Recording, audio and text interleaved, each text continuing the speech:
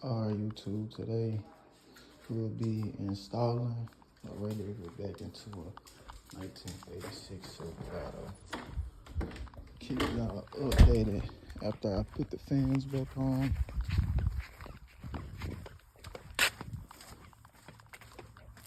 I already got it apart, but if you haven't got yours apart, all you should have to take off are these two bolts,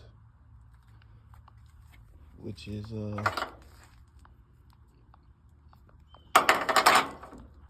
take those two off, get you a flathead or a screwdriver, take this off.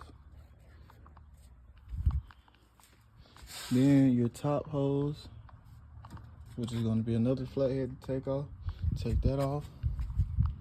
And then you have your fan trout, which has two screws on the side. You take those out.